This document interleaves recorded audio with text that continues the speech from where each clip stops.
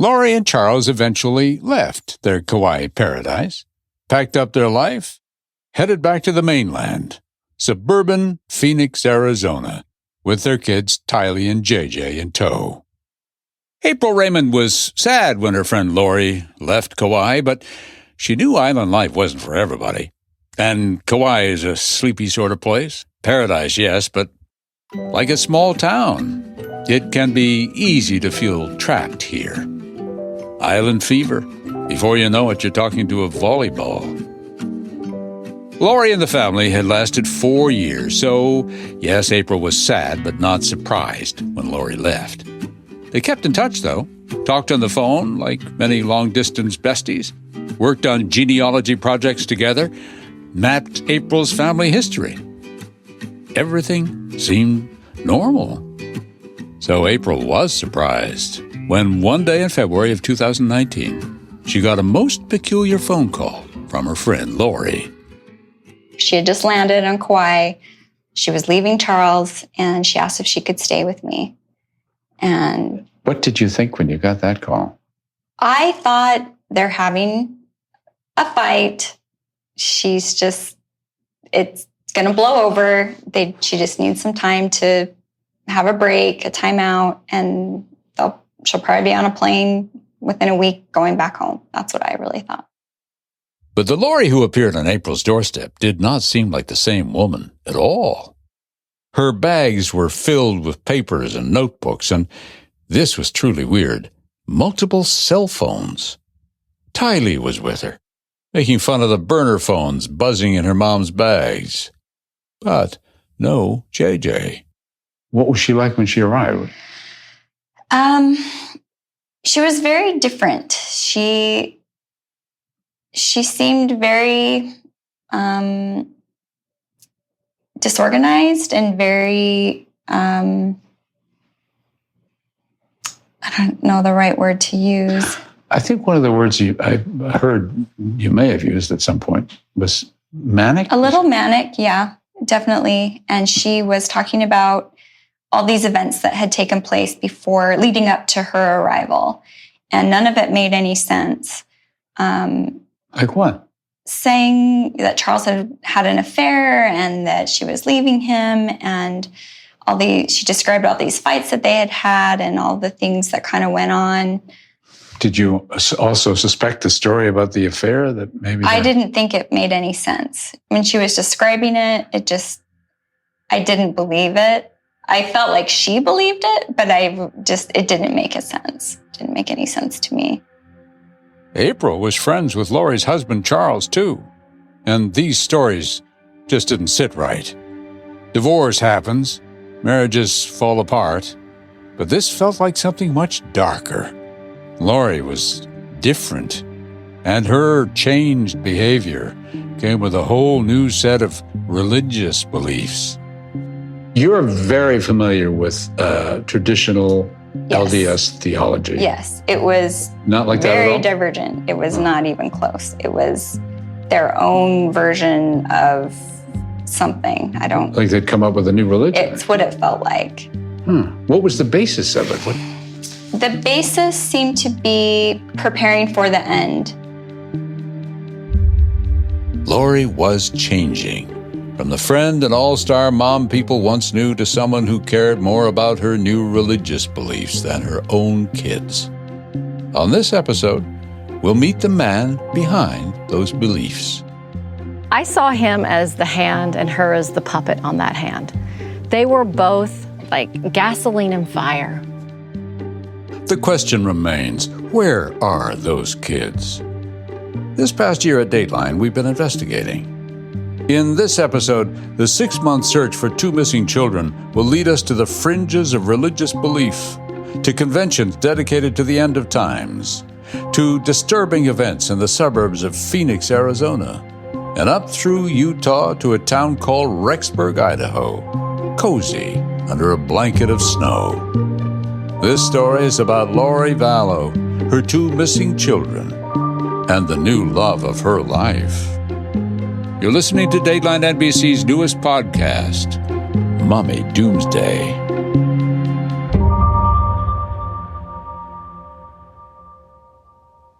Lori had always believed in other spiritual worlds, even before she left Kauai. She shared her religious beliefs with her friend April back then. Like many in the LDS Church, she had always talked about preparing for the end times, according to April. What degree of importance did this seem to play in her life? To me, it just seemed like an escape. Like it seemed, how people are fascinated with a certain period in history. And so they read everything about the Civil War. But now, something quite new had happened to Lori Vallow. Suddenly, it seemed her beliefs were on a different plane entirely. It all started when Lori moved back to Arizona from Kauai. She met a new friend with similar interests. Her name was Melanie Gibb. She had a lot of the same energy I did, enthusiasm for learning and excitement for the second coming. And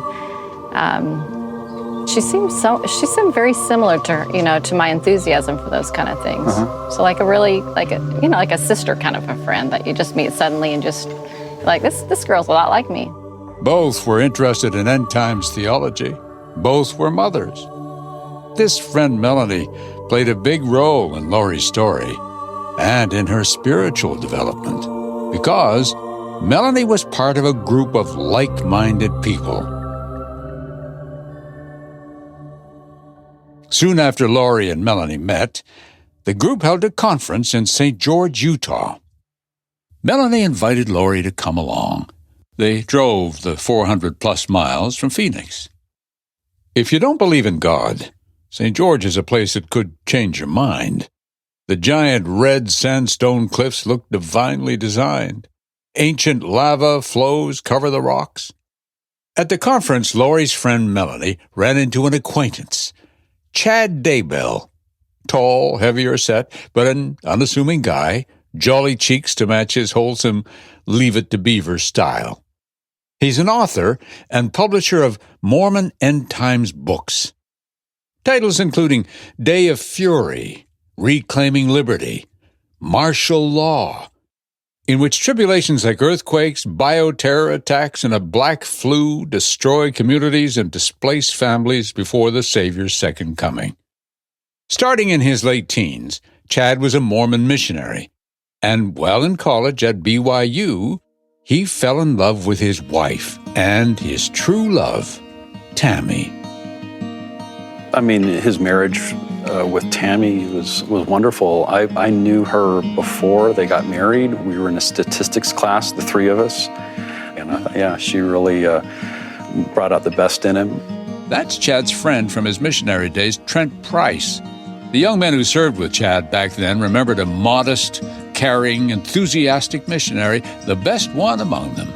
You know, what I really liked about Chad was he would write a personal note every once in a while, handwritten, and just say, here, thank you so much. I really appreciate you.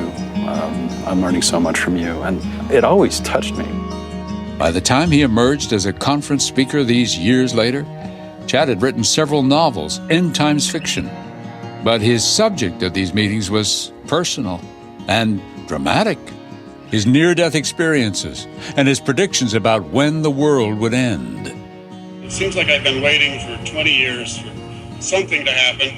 I write all these novels, and people are like, when's it going to start, And all the while, his reputation from his missionary days held, according to Lori's friend, Melanie. He came across as a humble, soft-spoken, meek individual. He talked about his visions that he saw of the second coming and the tribulations that would accompany that. Okay. And a little bit about his life and his near-death experiences as well. Did he somehow learn how to cross through the veil back again? In other words, see that's what he said. the beyond. Lori was interested, very interested. She'd already read Chad's books, and when she met the man himself, said Melanie, the connection was almost immediate. She was sharing some of her personal experiences about her spiritual experiences and her spiritual beliefs. And it seemed to be something that drew them close. And then he started talking to her a little bit about the multiple lives idea. Multiple lives? Yes. By the end of that weekend, Chad confided in Lori. He told her they had both lived multiple lives and had even been married to each other in previous lifetimes. 7 times. This might be the kind of thing that would have some women running for the hills. But Lori? She was leaning in. And it wasn't weird to her? No, she was actually intrigued by it. She was very drawn. She was very drawn to it in the beginning. I mean, well, all the time, but she caught right onto it. Was there some sort of, I don't know, attraction? You know, there's a pheromone thing or something happens between men and women, and you can see. Right. Was it that too? She was attracted to him on a spiritual level. Okay. And that was her attraction to him. Mm-hmm. Supposing someone tells you you're destined for greatness, would you laugh it off, walk away? But what if this person glows like an authority? What if he looks into your eyes and tells you you've been married together, beyond being human? If you're a true believer, you might stand a little straighter. Think about what your purpose is. What are you doing with your life anyway? In this current life, Lori was still married to Charles, and Chad already had a wife too, Tammy. But that wouldn't keep Chad and Lori from getting to know each other spiritually. The pandemic has really challenged everyone's mental health. Some of us are juggling childcare while working full-time in our homes. Some of us are fighting with our partners more than usual. On top of that, many of us are encountering unexpected job changes and challenges. This confluence of factors can lead to crushing amounts of stress.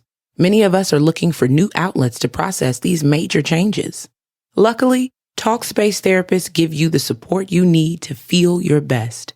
They have thousands of licensed therapists trained in over 40 specialties, including anxiety, depression, relationships, and more. Your therapist can help you set and achieve your goals, giving you the tools to make progress each week that you attend therapy. Therapy can give you practical guidance that can change your life for the better. As a listener of this podcast, you'll get $100 off your first month with Talkspace. To match with a licensed therapist today, go to Talkspace.com or download the app. Make sure to use the code DOOMSDAY to get $100 off your first month and show your support for the show. That's DOOMSDAY and Talkspace.com.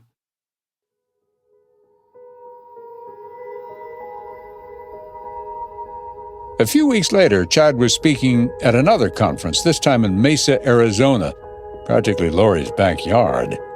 Charles was out of town for work. So Lori had an event. So she had a really large house, and so she had several people come to spend the night that needed a place because of the event. So they weren't necessarily connected to her. But Chad was there, and he actually spent the night in the large house, and a few other people did come along. You too? Yeah, I was there. What was that like?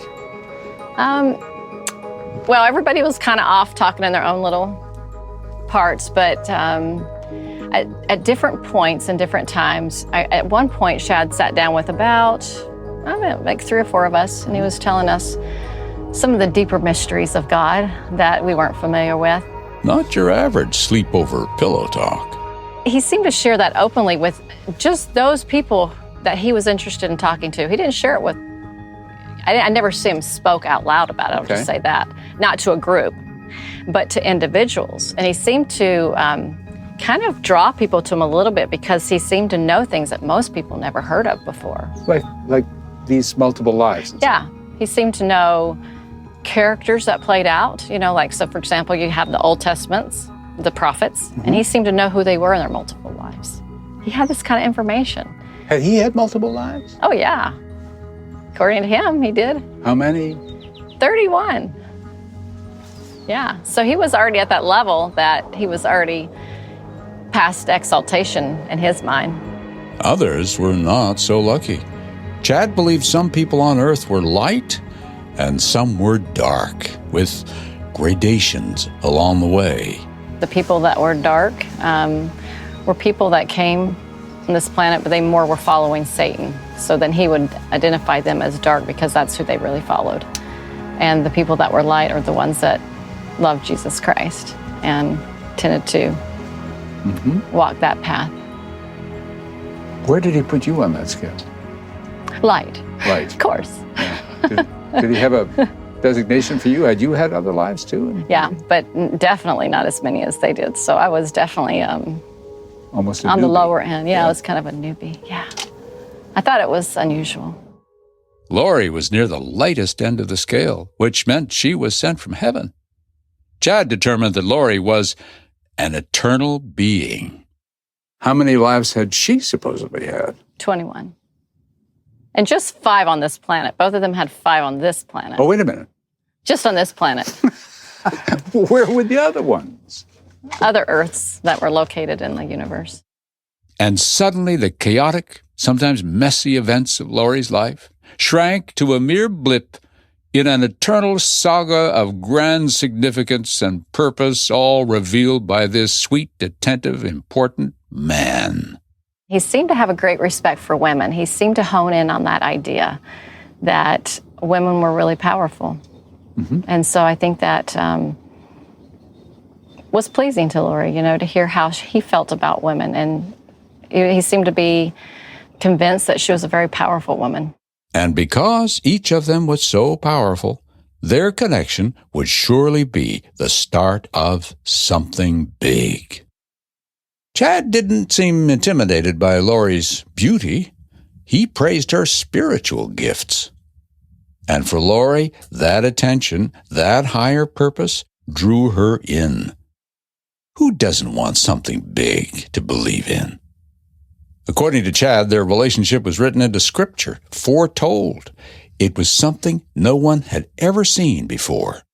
Chad had this idea that him and Lori, once he met her, that they were the head of this group called the 144,000. It is a scriptural term, but they deemed it and they made it to be like they were in charge of this group, and they would find couples or people that would be able to fulfill this calling as the days and the tribulations came upon the world.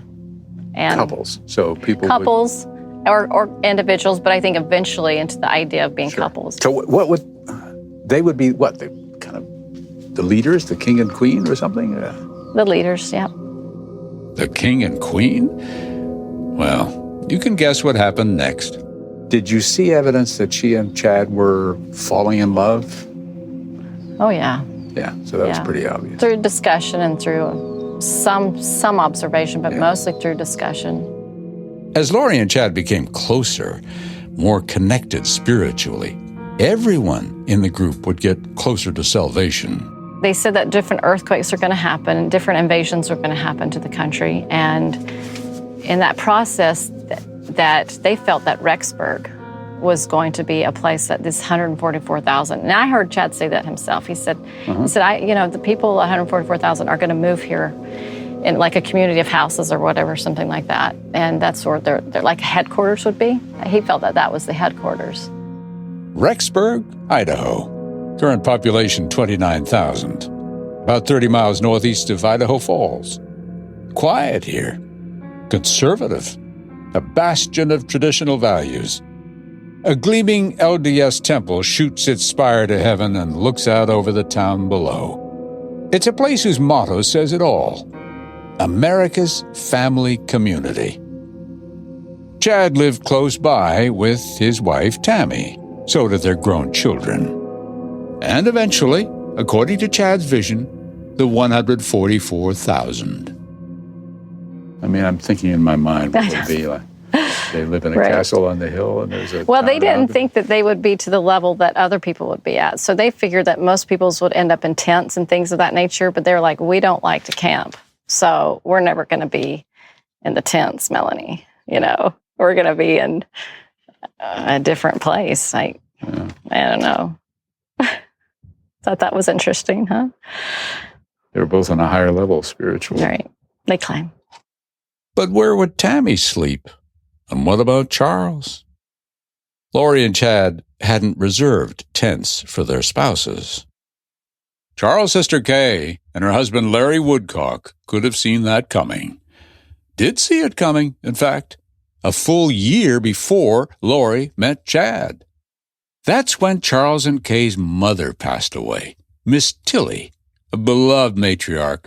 It was a sad day for all of them. The family gathered for the funeral in Louisiana. But Lori was nowhere to be found. When you start changing a relationship where one of the spouses no longer wants to be there and interface and visit with other people, then there's an issue. I mean, that's 101.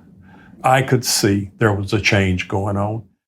Charles must have been hurting attending his mother's funeral without his partner by his side. But he didn't want to see the writing on the wall. He kept trying to make Lori happy. In every house they lived in, he ensured she always had a dancing room. No furniture, just an empty room. We're told Lori liked to dance to Christian music and 80s love songs. And as her religious fervor grew, she began spending more and more time there. And it was a large room, and Lori had put mirrors along the whole, through the whole room. And he told me she has gotten into where she dances 2 or 3 hours every night, and she'll record herself dancing. Charles told his sister Kay that Lori was emailing those videos to someone, a man named Chad Daybell. I said, Charles, okay, if she hasn't had an affair, she is about to. I'm telling you now that she is in an affair, and she's with this man, and that's what all this is about. And then Lori disappeared for almost 2 months. Every day he texted her, sent her pictures of JJ. She never called, emailed, texted, nothing. Nothing. No, just silence for 58 days. We know, of course, as Charles did not back then, that Lori took Tylee and flew straight to April's doorstep on Kauai. Want to know how you can get free people apparel for just $6? Or Lululemon leggings up to 90% off? ThredUp. ThredUp is one of the world's largest online thrift stores. Get the brands you love for up to 90% off. Get the styles you love at a fraction of the price. You'll look and feel good with ThredUp. And for our listeners, here's an exclusive offer just for you. Get an extra 30% off your first order at thredup.com/doomsday. That's thredup.com/doomsday for 30% off your first order.